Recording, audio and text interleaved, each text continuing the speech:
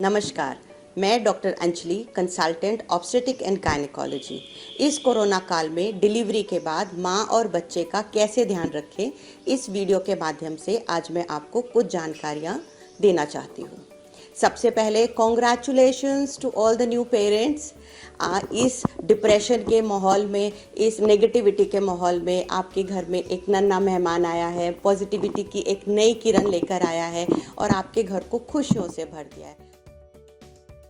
पर please corona को मत भूलिए। इस खुशी में सोशल डिस्टेंसिंग नहीं, फिजिकल डिस्टेंसिंग रखनी है। सोशली बी कनेक्टेड, उसके लिए आप अपने फ़ोटो शेयर करें, वीडियो शेयर करें, ऑनलाइन जाइए, फेसबुक पर, ट्विटर पर, स्काइप पर, व्हाट्सएप पर, ढेरों माध्यम हैं जिससे कि आप अपनी खुशियाँ शेयर कर सकते हैं और आपके रिलेटिव्स और आपके फ्रेंड्स बच्चे को और माँ को और पूरी फैमिली को दूर से ही बैठे बैठे कनेक्टेड होकर आपको आशीर्वाद दे सकते हैं। So for any functions, don't have that social gathering, maintain the distance and do appropriately in a different way. सबसे पहले रूम, माँ और बच्चे का रूम कैसा होना चाहिए। इट इज़ ऑलवेज एडवाइजेबल कि माँ का रूम एक सेपरेट होना चाहिए या आपके मकान का या आपके कमरे का एक हिस्सा माँ और बच्चा के लिए सुरक्षित रखना चाहिए, जिसकी कि साफ़ सफाई की विशेष ध्यान आप रखें। Room should be very well ventilated, उसमें हवा और धूप दोनों आनी चाहिए। टेम्परेचर अबाउट 25 के अराउंड टेम्परेचर होना चाहिए। इस मौसम में तो आप अगर अपने कमरे में अच्छे से पंखा चलाते हैं तो अच्छा कंफर्टेबल हो जाता है। सेंट्रल एसी ना चलाएं। अगर आपके रूम में इंडिविजुअल स्प्लिट एसी या विंडो एसी है तो you can use that AC, पर टेम्परेचर बहुत चिल करके नहीं रखना है। अबाउट 25 to 26 डिग्री का टेम्परेचर आप रखें, that is appropriate for both mother and baby. Slippers को रूम के बाहर रखें। बाहर वाले जो भी आते हैं वो स्लीपर्स को अंदर लेकर नहीं आएंगे, तो एक बैरियर बना दीजिए कि इससे आगे स्लीपर्स नहीं जाएंगी। Entry of the visitors should be restricted. अगर आपकी जॉइंट फैमिली भी है तो घर के सभी लोग जब मन आया तब रूम में आ रहे हैं, जा रहे हैं, ऐसा ना करें। सिर्फ 2 लोग या 3 लोग जो कि माँ की सेवा कर रहे हैं या बच्चे का ध्यान रख रहे हैं तो कोशिश करें कि वो ही लोग ज़्यादा अंदर बाहर करें, पर वो भी अपने स्लीपर्स बाहर रखेंगे। Separate from other members, room एकदम अलग सा होना चाहिए। आपके जो बेबी प्रोडक्ट्स हैं, नैपीज़ हैं या कोई भी सामान है तो आप कोशिश करें कि वो अगर आप ख़रीद के लाए हैं तो रैपर बाहर ही करके उसको आप सेफ ढंग से उन नैपीज़ को या उसी कंटेंट को आप अंदर ले आएँ, बजाय कि वो पूरा रैपर के साथ ही आप अंदर ला रहे हैं और रूम में ला रहे हैं। तो वो चीज़ का आप ध्यान रखें। रोज़ साफ़ सफाई होनी चाहिए। फ़र्श के लिए आप फिनॉल, लाइजॉल, जितने भी फ्लोर डिसइंफेक्टेंट होते हैं उनका आप इस्तेमाल करें और उससे आप घर को, रूम को बिल्कुल साफ सुथरा रखें। रोज़ नहाना है, चाहे आपकी नॉर्मल डिलीवरी है या सिजेरियन है। You should maintain your personal hygiene, वो बहुत ज़रूरी है। सिर्फ ऑपरेशन जिनका हुआ है उनको अपने टाँकों का ध्यान रखना है कि टाँके गीले ना हो, तो कोशिश करें कि टाँकों को आप किसी कपड़े से या पॉलीथीन से आप ढक लें और बाकी specially the breast, the armpit, the lower area, उसको आप बहुत अच्छे से सफाई करें। और जिनका सिजेरियन हुआ है वो आराम से कुर्सी पर बैठ के अपना सर ऐसे पीछे करके अपना सर धुलवा सकती हैं और हेल्प लेके they can take a daily bath. आप ध्यान रखें, lactating mother needs 500 kilo calories extra kilo calories जब वो बच्चे को दूध पिला रही है। तो आपको हाई एनर्जी डाइट देनी है। तो पुराने टाइम में हम लोग देसी घी के लड्डू, द ड्राई फ्रूट और गोंद और ये सारी चीज़ें, पिन्नी और ये सब बनाकर हम देते थे। तो they are very high energetic food और वो थोड़ी मात्रा में ज़्यादा एनर्जी देता है, तो दैट कैन बी कंज्यूम। सिर्फ डाइट में हम लोग कुछ पेशेंट जो कि डायबिटिक हैं, हाइपरटेंसिव है, जिनको कार्डियक प्रॉब्लम है, उनकी हम लोग स्पेशली डाइट रिस्ट्रिक्शंस बताते हैं। या कोई ओबीज़ है, उसको हम लोग मॉडिफाइड डाइट बताते हैं कि आप क्या लें और क्या ना लें। पर आम तौर पे चाहे आपकी नॉर्मल डिलीवरी है या caesarean, you have to have a good nutrition, good energy और हाई प्रोटीन, विटामिन, मिनरल्स सब उसमें होने चाहिए। क्या चीज़ें नहीं लेनी है वो आपको बिल्कुल ध्यान होना चाहिए। You should not be taking any caffeine, unwanted drugs, any alcohol, smoking, all these things are to be avoided. और डिलीवरी के बाद मैं मोटी हो गई हूँ ऐसा सोच के अपनी डाइट कम करें, या वेट रिडक्शन वाली दवाइयाँ ये आप लैक्टेशन के टाइम पर नहीं लेंगी। पोस्टनेटल विजिट्स डिलीवरी के बाद हम लोग आम तौर पे मरीज़ को टाँके देखने के लिए, अगर नॉर्मल डिलीवरी हुई है तो नीचे के टाँके देखने के लिए, सिजेरियन हुआ है तो ऊपर के टाँकों को देखने के लिए, उनकी ब्लीडिंग कैसी है, उनकी कंडीशन कैसी है, उसके लिए बुलाते हैं। पर इस कोरोना काल में हम अपने पेशेंट को बोलते हैं कि वो अपने घर पर ही रहें। आप फ़ोन से, वीडियो कॉल से, ऑनलाइन आप अपने डॉक्टर के संपर्क में रहें, जिसको हम टेलीमेडिसिन और टेली हेल्थ कहते हैं। उनके संपर्क में रहिए, वो आपको कोशिश करेंगे कि वहीं से आपको सलाह दें। वीडियो से ही आपके टाँकों को देखकर आपको आगे के लिए क्या एहतियात बरतने हैं वो बताएं। और अगर डॉक्टर को जब ज़रूरत होगी, प्लीज़ टेक द अपॉइंटमेंट, जिससे कि आप क्राउडिंग ना करें। आप अपना एक निश्चित समय लें, डॉक्टर उस समय पर आपको बुलाएगा। आजकल हम लोग कोरोना की वजह से ही इतनी एंजाइटी में रहते हैं, पर डिलीवरी के बाद पोस्टनेटल साइकोसिस and depression anxiety is a very common known phenomena. Delivery के बाद लेडी कई बार मेंटल एंजाइटी से ग्रस्त हो जाती है, तो उसको बहुत डिप्रेशन होने लगता है, हार्ट बीट बढ़ने लग जाती है। तो थोड़ी मेंटल टेंशन को रिलीव करने के पॉइंट्स हैं कि वो अपना एडिक्वेट स्लीप लें, क्योंकि छोटा बच्चा है, उसको भी दूध पीना नहीं आता। आप नई नई बार माँ बनी है, आपको दूध पिलाना नहीं आता, तो आधी एंजाइटी तो उसी की है कि बच्चा कैसे दूध पिलाएं, कैसे वो करें। तो उसके लिए आप ध्यान रखें कि जब बच्चा सो रहा है तो try to take nap at that time, उसी टाइम आप भी सो लीजिए।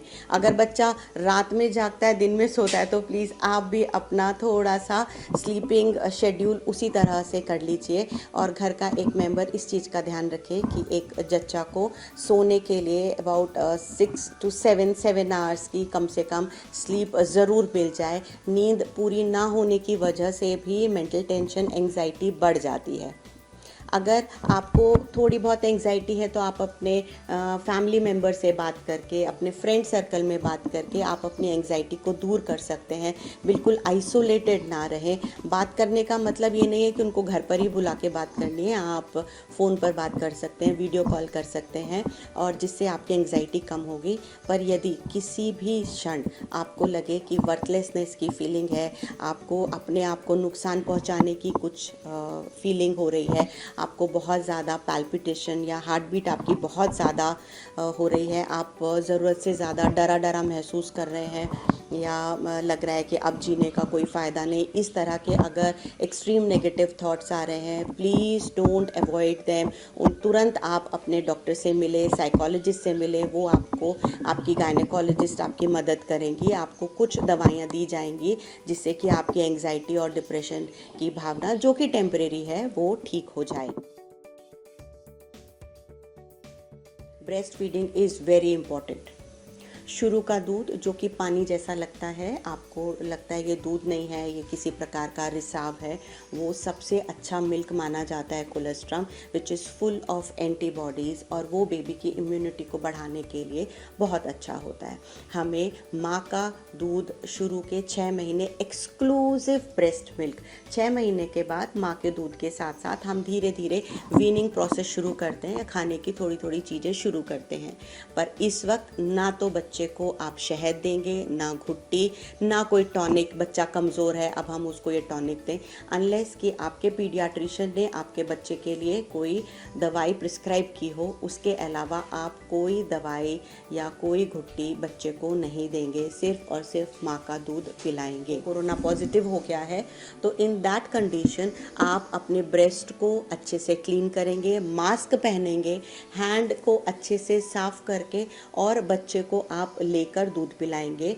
नहीं तो आपकी तबीयत बहुत डाउन है तो आप ब्रेस्ट पंप को लेकर, ब्रेस्ट पंप हर फीडिंग से पहले ब्रेस्ट पंप अच्छे से क्लीन होगा, फ्रेश आप मिल्क निकालेंगे और उस ब्रेस्ट पंप के मिल्क को जो आपके परिवार में स्वस्थ महिला है या स्वस्थ लोग हैं वो बच्चे को उस मिल्क से फीड करा दें। हम हमेशा कोशिश करते हैं कि माँ और बच्चे का एक स्किन कांटेक्ट रहे, बच्चा माँ के पास ही रहे। सिर्फ कुछ ही कंडीशंस होती हैं जहाँ पर हम बोलते हैं कि आप सेम रूम में तो रहें पर आप बच्चे की कॉट डिफरेंट कर दें या उसको पालना या दूसरे बिस्तर पे करें। सिर्फ कुछ कंडीशन में, अगर आपका बच्चा प्री मैच्योर है, आपके बच्चे का वज़न 2.5 किलो से कम है या वो आप बहुत एक्सट्रीमली टायर्ड हैं या आपको बुखार है, आप नशे की हालत में हैं, बस सिर्फ उन्हीं कंडीशन में हम बोलते हैं कि आप बच्चे को अपने पास ना लिटाएं। क्योंकि कई बार आपने कोई सिडेटिव लिया है या कोई दवाई इस तरह की ली है जिसमें कि आपको बहुत ज़्यादा आप कॉन्शियस नहीं है, उस कंडीशन में आप बच्चे को सडन डिस्ट्रेस सिंड्रोम हो सकता है। आपको लगता है कि बच्चे को टेम्परेचर हो गया है, हो सकता है आपने ओवर क्लोथिंग की हो, तो आप प्लीज़ बच्चे की टमी और बच्चे के गर्दन के पीछे हाथ रख के आप उसका टेम्परेचर चेक करें। अगर आपको टेम्परेचर ज़्यादा लग रहा है तो देखें आपने ओवर क्लोथिंग तो नहीं की है, तो कपड़ों को थोड़ा सा ढीला और खुला हवादार आप कीजिए एंड यू विल सी कि बहुत कंडीशंस में, बहुत केसेस में बेबी का टेम्परेचर ऑलरेडी सही हो जाता है। अगर फिर भी टेम्परेचर ज़्यादा हो, in that condition you should consult your paediatrician. Now next thing is the vaccination, which is one of the most important factor, important चीज़ है जो कि आपके बच्चे को बहुत सारी जानलेवा बीमारियों से बचाने का काम करता है। बहुत मेरे पेशेंट्स को ऐसा भ्रम है कि ये कोरोना का टाइम है तो हमें बच्चे को वैक्सीन नहीं करानी है, कोरोना का जब ये समय निकल जाएगा तब वैक्सीन करवा लेंगे, या कुछ गांव के लोग बता देते हैं कि इस समय तो कोई भी वैक्सीन ना कराओ और बच्चे को नुकसान हो जाएगा। Please in spite of this corona period, corona phase, आपको अपने बच्चे के वैक्सीनेशन शेड्यूल को डिले नहीं करना है। जो आपके बच्चे के वैक्सीन, जो कार्ड आपको दिया जाता है हॉस्पिटल से या जो आपका पीडियाट्रिशियन देता है, समय समय पर वो सारे वैक्सीन्स लगेंगे। इस कोरोना की वजह से कोई भी वैक्सीन कॉन्ट्राइंडिकेटेड नहीं है, तो अपने बच्चे को सभी वैक्सीन लगवाइए। इस टाइम पर आप कोशिश करें कि जो इजीली वॉशेबल टॉयज़ हैं वो ही आप यूज़ करें। वैसे भी छोटे बच्चे के लिए हम लोग नुकीले या जिसमें छोटी गोलियां हों या जिनके कलर्स थोड़े वैसे हों वो वाले हम नहीं बोलते हैं, फ़र वाले टॉयज़ आप अवॉइड करें। और अगर आपके घर में और भी बच्चे हैं तो टॉय शेयरिंग अवॉइड करें, क्योंकि बच्चों की अधिकतर आदत होती है कि टॉय लेकर वो अपने मुंह में डाल देते हैं और वो सलाइवा एक से दूसरे में जाता है। और सिर्फ कोरोना फेज़ में ही नहीं, अदरवाइज़ भी आपको इन चीज़ों का ध्यान रखना चाहिए कि टॉय शेयरिंग ना हो तो ज़्यादा अच्छा है। बच्चे के टॉयज़ अलग ही आप रखिए। कोरोना एरोसॉल इन्फेक्शन नहीं है, मतलब कि ये कोरोना के वायरस हवा में नहीं तैरते। बहुत सारे लोगों को मैंने देखा कि सैनिटाइज़र का स्प्रे हाथ में लेके वो ऐसे ऐसे करके पूरे रूम में ऐसे स्प्रे करते हैं और पूरे एटमॉस्फेयर में दैट अल्कोहल रिच सैनिटाइज़र वो डालते हैं। आग लगने का भी खतरा हो सकता है, तो प्लीज़ आप सैनिटाइज़र का यूज़ हवा में ना करें। 1 साल के बच्चे, 1 साल की उम्र तक हम सैनिटाइज़र यूज़ करने के लिए मना करते हैं।